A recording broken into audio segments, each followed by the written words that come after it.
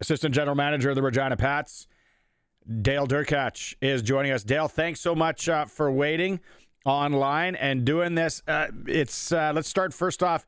Busy weekend, spring camp for the Regina Pats. I'm sure you're welcoming people if they want to come down and watch. A very exciting spring camp for the Regina Pats. Give the fans, the lay of the land and what happens this weekend for the Pats. Right on. Thank you, Barney. Thanks for having me. Yeah, Thursday night we welcome, I think it's about 25 players into the city. A couple obviously live here. And then we're going to have 4 ice times throughout Friday and Saturday, as well as some fitness testing and then some orientation for the players and parents in regards to billets and school, and just try to get everyone involved and let them know what we're all about here. With Maddox Schultz and after the draft and Henry and Pugh all being here, do you remember the time that maybe there was such an exciting spring camp for the Regina Pats? Well, I'm not sure about that for sure. Spring camp, I don't know how long they've been around. Some teams do them, some teams don't. This one sure feels pretty good, and there's excitement around. I have people texting and asking, when are the ice times? Normally you don't get that during a spring camp, but yeah, I'm sure there's going to be a few people at the Cooperator Center this weekend.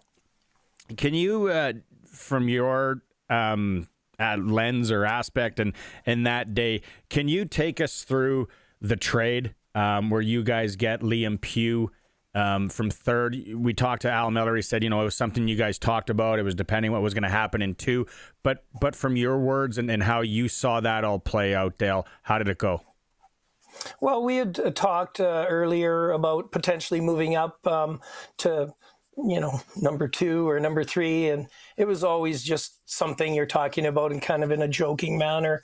Then all of a sudden, Al says, a couple hours before we're going to start the draft, there's an opportunity here to potentially move up to number 3. And at first, I don't think everyone took it very serious. And then the talks got going. There's some texting back and forth. And we had a meeting then with our hockey operations group and talked about what potentially we could do. Kelowna came in with a bit of an offer, and we went back with a counter and thought, our counter actually probably made it even a little better for Kelowna, as we were going to give them something in a pick a little earlier than they had asked for. So we felt confident that it may happen. Obviously, there were some talks that needed to happen between Al Miller, agent for Pugh, and the parents and the player, and it all went smoothly. And I think we got it done like 15 minutes before the start of the draft. So it was pretty exciting. That is exciting, almost like a video game-ish, where you get to play that. That'd have been cool to be a fly on the wall. Now, you talk about the parents being involved in the agent and all that. Is that something that maybe is new in the last number of years here, where you got to go through those steps compared to your playing days where, and I know there wasn't a bantam draft back then, but is it always, you got to talk to the parents, make sure things are kosher as far as coming to your organization, or is that kind of new in the league? I would say it's probably new in the last 10 to 15 years. Normally everything is fine. It usually is going to be okay. We just wanted to double check and make sure that everyone was on board and how it would all work out if we were to be, move up and were to get that pick.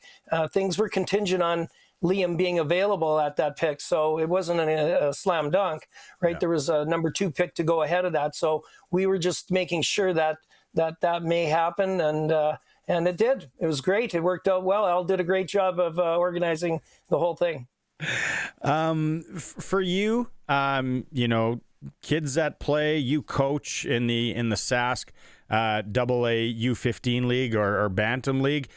Compared to all the prep schools we see now, it's not, the old days where it was Notre Dame and there wasn't many around. Now there's so many. We had Cal Filson in, and he talked about it as well. But from you and a guy that's been around the game a long time, scouting and managing and all that, how do you see the prep school to what we see in the Saskatchewan League or even the Alberta League? Well, you're asking me a question many parents ask. What should my son do? Where should he play? Is the prep school league better than the Saskatchewan League or Manitoba? You know what? If you're a good player, you'll be found wherever it is. You're not scouting the teams, you're scouting the players. And sometimes you have to take out what the play is like and just watch the player and evaluate their talents. And that's no different with Liam Pugh playing in the JPHL, which is an outlaw league. He was playing in a league that might not be at the same caliber as our Saskatchewan U18 AAA league, but you just had to watch Liam play and how he played and his attributes, how he skates, how his skills are, how his hockey sense is, his compete level. And that's no different at the NHL level when you go in to watch maybe a high school player playing high school in Minnesota. You're not scouting the game, you're scouting the players. So that's how you have to do it as a scout. How much have things changed that you've seen, and it's still, everyone says it hasn't settled yet, we don't know, with the NCAA and kids now, especially the American kids, really given strong looks to come up here and play because now they can still do the NCAA thing, which is huge in the States. Yeah, we're starting to see a change. We're going to have, I think, about 5 or 6 Americans here at our camp this weekend. We have the guys we picked in this last draft very interested and want to come. We have a list player, Zach Zimmerman, who's coming up. And these guys are all interested, and they see it as a great route for their development to improve and move on. Obviously, they want to play in the Western League or at the next level. And in the end, they're looking to play in the NHL. That's their dream, and it should be. And they're looking at the WHL as a great developmental tool and a place to play to improve and make that jump. Expansion draft this year, and sounds like there's going to be one again next year. Did that change a lot for teams like you? Does that make things difficult? Or, obviously you got to put somebody up there, but how does that change things a bit from an organizational point?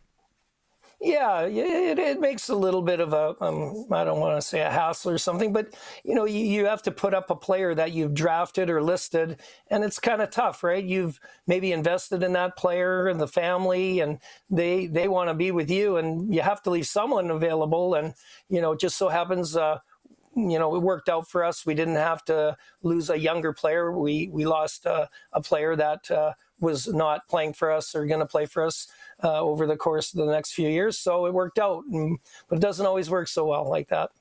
Yeah, for sure. You scored a lot of goals in the league. We did the Monday Nooner before. We've done all this, gone through your stats. It's quite amazing. Banner hanging in the Brand Center. And you've been around them. You've known the parents a long time, Dale. But have you ever seen anything come out of Saskatchewan, or can you compare them to the player that Maddox Schultz is?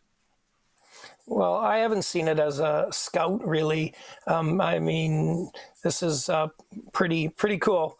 You have a player that is developed here in Regina. We have been not looked at as a place that develops a ton of players over the years when you compare it to a place like Saskatoon. So it's pretty exciting. You have a player that, again, I've said it many times, it's not only his hockey, it's his character. You're getting a player that's a very good leader, and he brings that in his effort and his work ethic and consistency day to day. And it's rare to find that in a young player. That's what you're looking at as a NHL scout, and for guys that are going to play in the NHL, pro players. And you have a player that's already playing as a pro here at a young age is pretty exciting. The one thing I see, and I've had people message me from all over saying, what is he like live? What is he like? All that. 200 feet, right? Like for his age and what he was playing, he can play both sides of the ice and play it strong. Yeah, I think that's probably going to be one of the things that gets him to where he wants to go. And that's probably, where one day in the NHL. It's hard to find players like that these days. And I'll chalk that up to coaching here in the Hockey Regina. There were lots of different coaches that have helped him along the way. So no, you got to bring that yourself too, right? You have to be self-motivated, and it's that character and work ethic that he had from a young age. He wants to be the best, and he tries to show that each and every day he's on the ice. A question I'm getting asked all the time, we get it here, and I'm sure you are, and I don't know how much you can tell us, but is it a possibility and that we see Liam play for the Pat Canadians this year? And can he do the 34 game like Maddox because he played in the JPHL? Yes. First off, I'll talk about the 34 games. Liam can do that, as well as Maddox, obviously, and Reed Nickel. They were three players that played up in U18 this year, U18 AAA. So they're all eligible to play the 34 games. Whether Liam plays in Regina for the Pat Canadians or not is not yet set. There's lots to go through. That's a family decision. He has lots of options. There are CSSHL teams that want him. There are junior A teams in BC where he could play. So he's got some options. I think the parents are just gathering all the information along with Liam, and they're going to make a decision on that come, I think probably sooner than later. And you never know. It's a possibility, but that stuff still needs to be looked at. I know the one thing my son Roman said right after the draft was, he's like, hey, we got an extra room, right? We could build it him. So pretty creative on his part. On that. That's good. Dale, always great catching up. Thanks so much for giving us some time today and a look on how things went. Really appreciate it. Super excited. Hey, I'm spending a lot of time at the rink this weekend, so I'll be watching some of that camp, and I'm sure a lot of people are looking forward to watching it as well. Yeah, it should be exciting, Barney. Thank you very much. And come say hello. And hey, I'm always interested on that Double D thing. Who is the real Double D? Double D. Darian or Dale? Who was first? Who's the Double D? The real Double D? I got to meet him one day. That's a debate. We're going to have to settle that on the SportsCage for sure. Yeah, Plaza of Honor hanging in the Brand Center. That's a good question. Oh, right on. I'd like to meet him one day.